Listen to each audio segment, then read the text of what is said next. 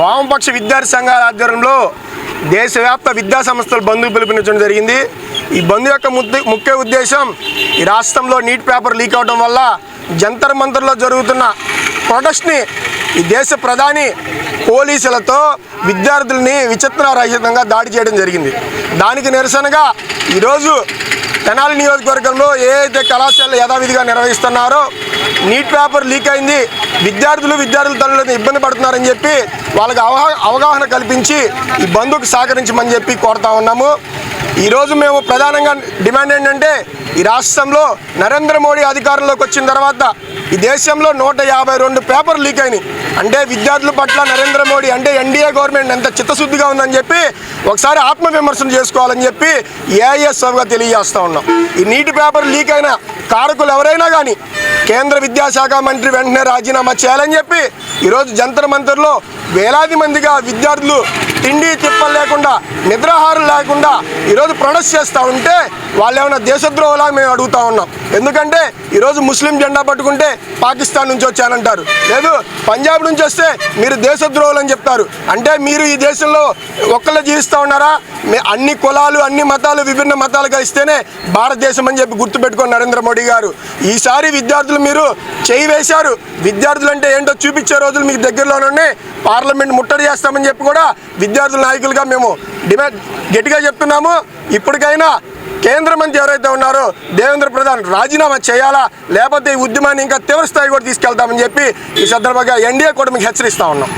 అఖిల భారత విద్యార్థి సమైక్య ఏఐఎస్ఎఫ్ అదేవిధంగా మిగతా విద్యార్థి సంఘాలన్నీ కలిపి ఈరోజు రాష్ట్ర వ్యాప్త మరి అదేవిధంగా దేశవ్యాప్త విద్యాసంస్థల బంద్కి పిలుపునివ్వడం జరిగింది। ఏదైతే ఢిల్లీలో జంతర్ మంతర్ దగ్గర నీట్ పేపర్ లీక్ అయ్యి కొన్ని వందల వేల మంది విద్యార్థులు ఇబ్బంది పడుతున్నారని చెప్పి మరి కేంద్ర ప్రభుత్వానికి తెలిసే విధంగా విద్యార్థులు శాంతియుతంగా గత కొన్ని రోజులుగా నిరసన ర్యాలీలు తెలియజేస్తూ ఉంటే కనీసం ఈ పేపర్ లీకేజీకి కారణమైనటువంటి కేంద్ర విద్యాశాఖ మంత్రి ధర్మేంద్ర ప్రధాన్ కనీసం రాజీనామా చేయకపోవడం చాలా బాధాకరమైనటువంటి విషయం।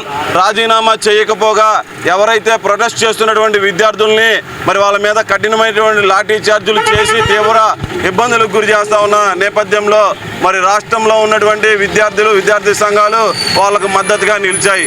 విద్యార్థి యొక్క తల్లిదండ్రులు ఒకటే ఆలోచించుకోవాలి, ఇది కేవలం నీట్ పేపర్ లీకేజ్ వల్ల కొంతమంది విద్యార్థులు మాత్రమే ఇబ్బంది పడ్డారని మీరు అనుకుంటే చాలా పొరపాటు చేసినట్టే। మన పిల్లలు మన విద్యార్థులు కూడా రేపటి రోజున ఈ సమస్యలు ఎదుర్కొనే ప్రాబ్లం ఉంది కాబట్టి ఇప్పటికైనా తల్లిదండ్రులు మేర్కొని ఒక విద్యార్థికి కష్టం వచ్చిందంటే మిగతా వాళ్ళందరూ కూడా బాసటిగా నిలిచి ఆ విద్యార్థికి న్యాయం చేసేంత వరకు పోరాడితేనే ఈ సమస్యలు అనేవి తీరతాయని చెప్పి రాష్ట్ర వ్యాప్తంగా దేశవ్యాప్తంగా విద్యార్థులందరూ ఒక తాటి మీదకి వచ్చి నిరసన ర్యాలీలు తెలియజేస్తూ ఉన్నారు। కేంద్ర ప్రభుత్వానికి ఈ సందర్భంగా ఒకటే హెచ్చరిస్తూ ఉన్నాం, మీరు విద్యార్థుల్ని లాఠీలకి తోటాలకి బలి చేయాలని మీరు అనుకుంటే విద్యార్థులు ఎవ్వరూ వెన్ను చూపి వెనక్కి నడవరని చెప్పి ఈ సందర్భంగా తెలియజేస్తూ ఉన్నాం। మీరు ఎన్ని లాఠీలు ఎన్ని తోటాలు అయితే విద్యార్థుల మీద ప్రయోగిస్తారో అంతకి 100 రెట్లు విద్యార్థులు ఉవ్వెత్తున ఎగసిపడే రోజు దగ్గర ఉంది। మీరు మీ ప్రభుత్వాలు వెంటనే వెనక్కి తగ్గి ఎవరైతే ఈ నీట్ పేపర్ లీకేజీకి కారణమైనటువంటి వ్యక్తులు ఉన్నారో వాళ్ళని వెంటనే శిక్షించండి। దానికి పూర్తి బాధ్యత వహిస్తూ ఎవరైతే కేంద్ర విద్యాశాఖ మంత్రి ఉన్నాడో ధర్మేంద్ర ప్రధాన్ వెంటనే రాజీనామా చేసి విద్యార్థుల తల్లిదండ్రులకు క్షమాపణ చెప్పాలని చెప్పి ఏఐఎస్ఎఫ్గా డిమాండ్ చేస్తూ ఉన్నాం। ఈరోజు తెనాలి నియోజకవర్గంలో విద్యార్థులు అందరం కలిసి ఏవైతే బంద్కు మద్దతు తెలియజేయాలనే ఒక విషయాన్ని వాళ్ళకి తెలియపరిచి బస్సులు ఆపి మరి విద్యా సంస్థల దగ్గరికి వెళ్ళి విద్యార్థులకి సమస్యలు తెలియజేసి బంద్కి సహకరించవలసిందిగా కోరుతూ ఉన్నాం।